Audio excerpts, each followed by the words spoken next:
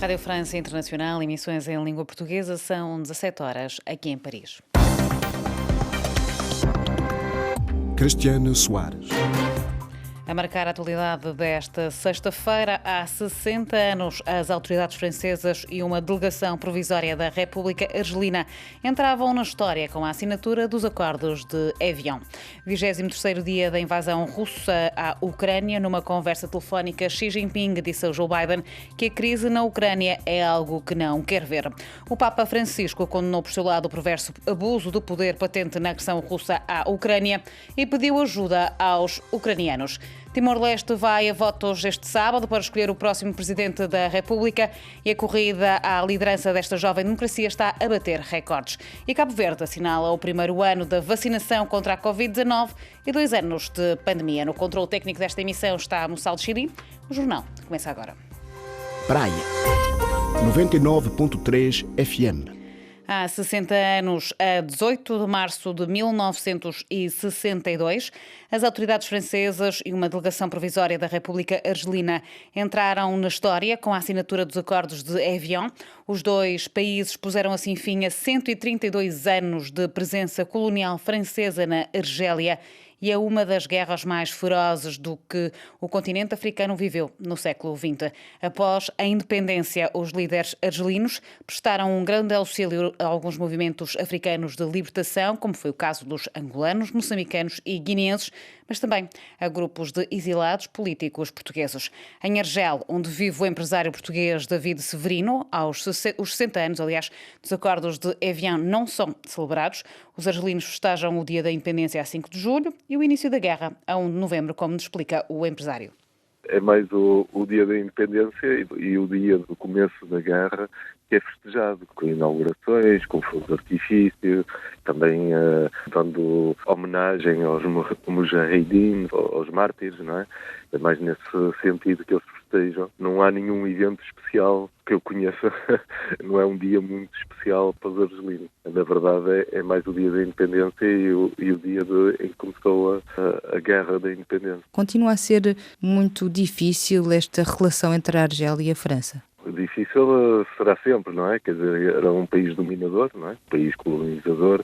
É claro que existe um ressentimento de todos os argelinos para a França, não é? Quando bastante de parte a parte, não é? Agressões deixa marcas durante várias gerações. No sentimento dos argelinos é sempre essa marca que fica e que ficou e passa de geração em geração, com história, tudo que se passou e realmente traz e continua a marcar a relação entre os argelinos e os franceses. Era David Severino, empresário português, a residir em Argel, entrevistado por Lígia Anjos. Os 60 anos dos acordos de Évian é, de resto, um tema que desenvolvemos mais à frente no espaço convidado, na companhia de Pedro Pires, o ex-presidente cabo-verdiano. A China e os Estados Unidos da América têm a responsabilidade de contribuir para a paz mundial, sublinhou esta sexta-feira o presidente Xi Jinping ao seu homólogo americano, Joe Biden, isto numa conversa telefónica entre os dois governantes. Xi Jinping disse a Biden que a crise na Ucrânia é algo que não quer ver e que ambos devem assumir as suas responsabilidades internacionais e trabalhar para a paz e tranquilidade do mundo. A videochamada entre os dois líderes durou quase 2 horas. Também esta sexta-feira, o Papa Francisco condenou o perverso abuso de poder patente na agressão russa à Ucrânia e pediu ajuda para os ucranianos atacados na sua identidade, história e tradição e que têm direito a defender a sua terra. As declarações do Papa, que foram proferidas apenas alguns dias depois de o chefe da Igreja Católica ter dito ao patriarca da Igreja Ortodoxa Russa que o conceito de guerra justa é obsoleto porque as guerras nunca são justificáveis e que os religiosos devem pregar a paz, não a política. Timor-Leste vai a votos neste sábado para escolher o próximo Presidente da República e a corrida à liderança desta jovem democracia está a bater recordes do número de eleitores e de candidatos, temendo também o número de abstenção. Catarina Falcão.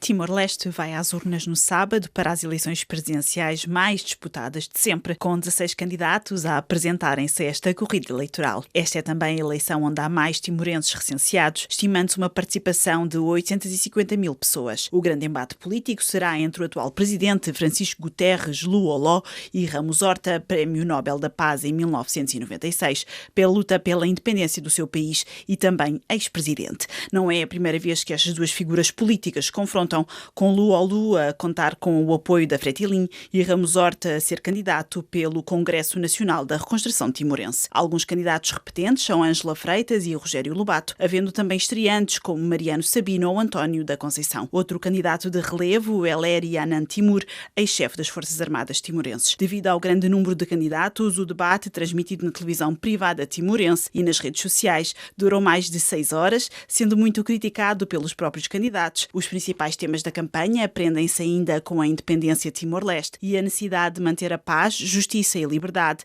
dentro da jovem democracia, havendo também preocupações com a situação sanitária, a juventude e a agricultura. Teme-se agora o aumento da abstenção, já que, devido à Covid-19, muitos timorenses abandonaram o país em busca de trabalho, não se tendo recenseado nos locais para onde emigraram. De forma a atestar a regularidade deste processo eleitoral, estão em Timor mais de 30 associações nacionais e internacionais. As eleições deste sábado podem ter uma segunda volta, caso nenhum dos candidatos reúna mais de 50% dos votos. Cabo Verde assinala o primeiro ano da vacinação contra a Covid-19 e 2 anos de pandemia. O arquipélago foi mesmo destacado pelo Banco Mundial pelo seu papel no decurso desta crise sanitária. Odair Santos. Na véspera de completar 2 anos do registro do primeiro caso de Covid-19 e apesar dos bons indicadores da evolução da pandemia, com 11 casos ativos nesta sexta-feira, o Ministro da Saúde, Arlindo do Rosário, pede prudência e afirma que o aligeirar ainda mais das restrições vai depender da situação a nível mundial. As medidas devem ser sempre tendo em conta a evolução a nível mundial. Se é certo que tudo indica uma tendência decrescente da pandemia, mas ainda estamos em plena pandemia. Temos verificado que em alguns países há sinais de algum recrudescimento de casos. Nesse caso, diz que a prudência é a mãe de todas as virtudes e, nesse sentido, vamos a continuar. A pandemia, nenhum país pode declarar por si só o término da pandemia e, nesse sentido, nós vamos ter que continuar a tomar todas as precauções. Hoje, Cabo Verde assinala 1 ano do início da vacinação contra a Covid-19 com uma sessão especial no município de Santa Catarina, no interior da Ilha de Santiago, região que registra o menor número de pessoas imunizadas contra a Covid-19. Até o início da semana, de acordo com dados do Ministério da Saúde, 317.087 adultos, equivalente a 85,6% da população adulta elegível, estavam vacinados com a primeira dose e 272.152, correspondente a 73,5% da população alvo com a segunda dose. O Banco Mundial destaca o sucesso do arquipélago com a terceira maior cobertura de vacinação na África subsaariana. De Cabo Verde para a RFI, Odair Santos. Mais de 150 empresas e empresários da Comunidade dos Países de Língua Portuguesa participam na segunda Cimeira de Negócios da Confederação Empresarial da CPLP, que arrancou ontem em Santo Tomé e Príncipe para reforçar negócios e cooperação. No evento, o secretário executivo da CPLP, Zacarias Costa, afirmou que se pretende que o futuro a organização seja capaz de promover o incremento das trocas comerciais e investimento. A quinta jornada da fase de grupos da Liga dos Campeões Africanos de Futebol decorre entre hoje e amanhã. No grupo D, os marroquinos do Idade de Casablanca e os angolanos do Petro de Luanda já estão apurados para os quartos. Amanhã o Petro de Luanda recebe os egípcios do Zamalek. Para Tiago Zulão, avançado brasileiro do Petro, a sua equipa tem de pensar em vencer o Zamalek, mas afirmou que uma equipa que chega aos quartos de final pode sonhar mais alto. Sim, vimos que internamente lá eles tiveram algumas tempestades, digamos assim. Claro que é um clube que briga para chegar até uma final e sair na primeira fase é complicado, mas sabemos que eles vão vir para ganhar, obviamente, vai a reputação, vale a camisa deles. Só que é um jogo em casa, num clima nosso, num estádio que a gente conhece bem e às 14 horas, né? Então, as equipes que vêm aqui lá de cima sentem um bocado esse fator clima. Então, é um fator que a gente quer fazer de diferente para conseguir essa vitória. Tiago, até onde pode chegar o Petro? Sonhar não custa nada, né? Queremos ser campeões, né? A gente brinca no futebol, fala que deixaram a gente sonhar, né? Deixaram a gente chegar, mas ninguém deixa nada, né? Foi com o nosso trabalho, foi com a nossa dedicação e, enfim, com tudo que fizemos até esse momento. Mas se chegar numas quartas de finais e se futuramente chegarmos em primeiro, vamos chegar muito fortes, assim sucessivamente. Se conseguirmos passar para uma semifinal, vamos obviamente sonhar com uma final, mas é passo a passo. Agora o ponto principal é tentar classificar em primeiro. Era Tiago Azulão, avançado brasileiro do Petro de Luanda, entrevistado por Marco Martins, assim é que é, e que poderão ouvir uma entrevista mais alargada já a seguir no Espaço Desporto.